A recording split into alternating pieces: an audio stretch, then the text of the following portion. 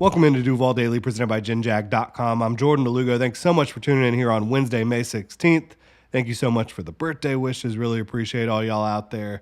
Had a fantastic one. The Jaguars, I thought they had a great schedule release video. We're going to talk about that. We're going to talk about the actual schedule here today.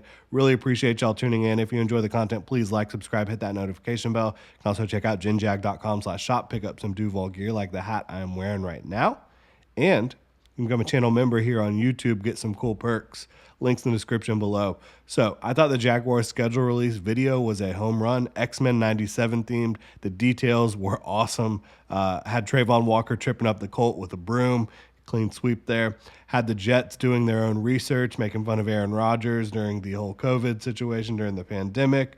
The animation was on point. It was so good. It looked exactly like X-Men 97. Characters were great. You had Trevor Lawrence as Cyclops. So it was a lot of fun. I think the Jaguars did a great job with that one.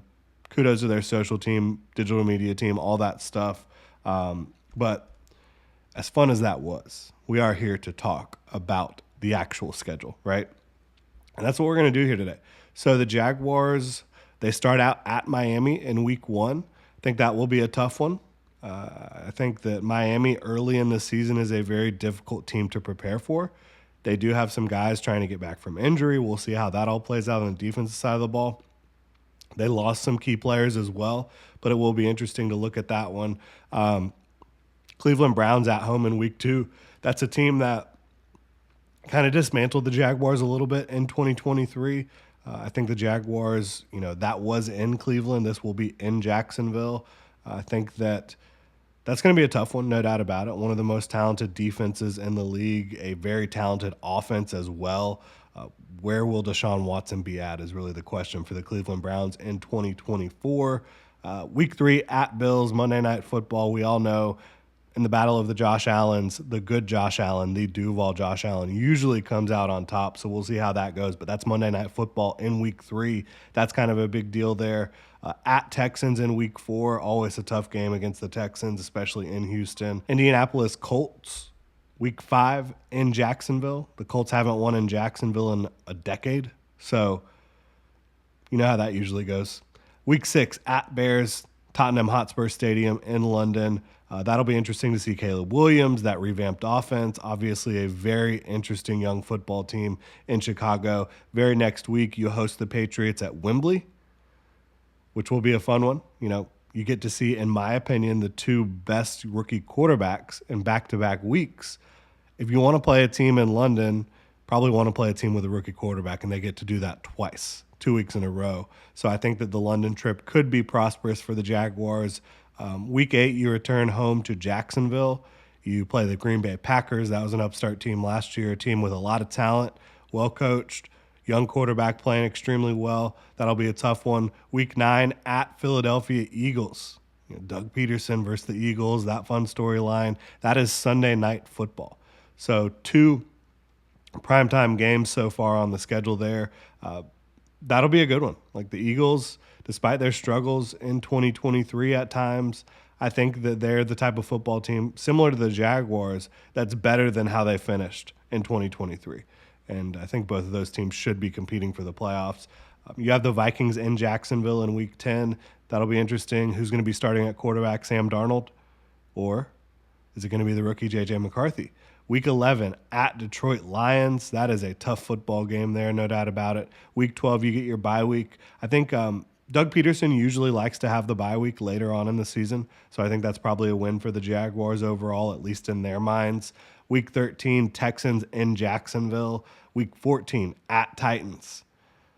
The Titans are going to be a different type of ball club here, and per usual with the schedule, the Jaguars play the Titans twice at the very end here, the last little quadrant of the schedule. Week 14 at Titans. Week 15 at home against the Jets will definitely be interesting to see how Aaron Rodgers, how that football team is doing at that point in the year.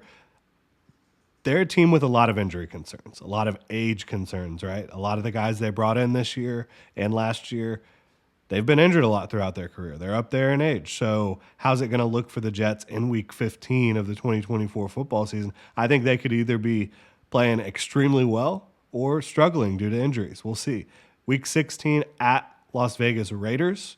The Raiders, they're an interesting team, but Their two quarterbacks are Gardner Minshew and Aiden O'Connell. We know Gardner Minshew can win games in the league. We also know he's not a top flight quarterback. So it'll be interesting to see how that plays out. Week 17 versus the Titans in Jacksonville. That's going to be a huge game. Week 18 at the Colts in Indy.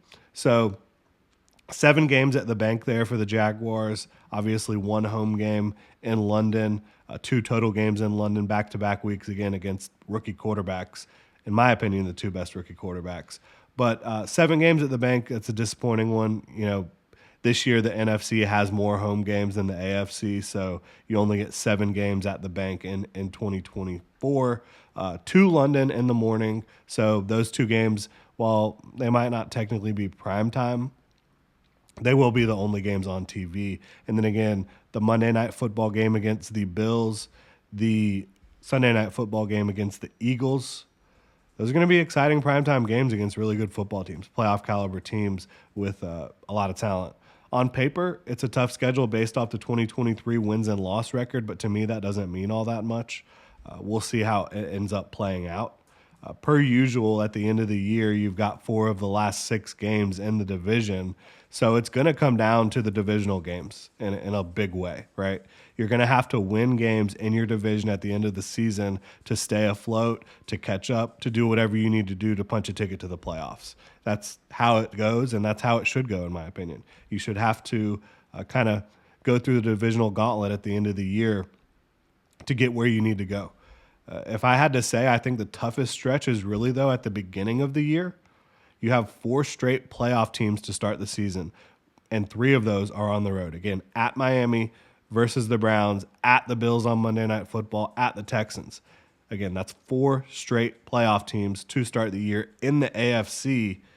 So that's going to be a tough stretch. I really do. 3 or 4 on the road there to start the year. Now, I know that is kind of a good thing for fans because having those September home games, having too many of those, it's not fun. It's brutal until the Jaguars get that new stadium cover done, after the 2027 season. It's going to stay brutal for the September and even the October home games. I do think the stretch after London will also be a little tough. You have Packers in Jacksonville, at Eagles on Sunday Night Football, Vikings and Lions. 3 of those 4 games are really difficult on paper. The Vikings, team you traded back to get Brian Thomas Jr., they traded up to get Dallas Turner, the edge rusher out of Alabama. So the Vikings have a pretty complete roster outside of quarterback right now. Like, is J.J. McCarthy ready to start in year 1? Is Sam Darnold ready to play the best football he has in his career? I'm not exactly sure, but that is a talented football team outside of the quarterback position right now. And then again, Packers are very good. Eagles on Sunday Night Football in Philly. That's going to be a tough one. And at the Detroit Lions, who have done a really good job putting that roster together over the last couple years. It's not going to be easy for the Jaguars. We'll see how it goes. But I think that overall, the toughest stretch being at the very beginning of the year is a good thing. I think having to play against your divisional rivals at the end of the year is a good thing. And I think having 2 rookie quarterbacks, in all likelihood, in London is also a very good thing for the Jaguars. I have the Jaguars' early record prediction being at 10-7. This isn't going to be my final record prediction. This is just a day after the schedule comes out, how I'm kind of looking at it. I think that they go 10-7. Some of the key games that I have as wins against the Bills, Monday Night Football, as I mentioned, the Jaguars just seem to have the Bills number. And I think if you want to play the Bills in 2024, you want to do it early on in the season before all the new pieces kind of get gelling. Because I do still think they're going to be a dangerous football team. But early on, it could take a few weeks for them to really hit their stride. I have them winning both London games. I also have them, having a good divisional season, right? I have them sweeping the Titans. I think the Titans are an improved team on paper. I think losing Mike Vrabel is a big deal. I really do. And so I think that that's a team that's not going to have the same identity, and that's going to be tough. Losing Mike Vrabel and Derrick Henry in the same year, those 2 guys aren't easy to replace, and I think the Titans are going to find that out. I think it's going to be a struggle of a year for the Titans, and it's going to come down to if Will Levis is the guy or not, and if they've done enough to protect him on the right side of the line. But to me, the Titans are going to struggle, and I have the Jaguars sweeping the Titans. I have them splitting with the Colts and Texans, winning both games against those two teams at home. So I have them going 4-2 in the division, thanks to the sweep of the Titans. Some of the losses I have at Miami in week one, early in the season, the Miami Dolphins are a really tough team to play. So I have them losing week one. I have them losing at the Texans. I have them losing to the Packers in Jacksonville. Just because, that game could go either way. I think it's more of a coin flip than anything else. But the Packers are a tough football team, very well coached, a lot of talent. At Eagles, I have as a loss on Sunday Night Football. At Lions, I have as a loss. Jets, I have as a loss. But again, that one's really interesting because how are the Jets doing injury-wise in Week 15 of the regular season? We'll see how it all plays out. Would love to know y'all's thoughts. Drop your comments in the comment section below. You can hit me up on Twitter at Jordan DeLugo. If you enjoy the content, please like, subscribe, hit that notification bell. You can check out genjag.com/shop, pick up some new Duval gear. You can also become a channel member right here on YouTube. Y'all have a good one.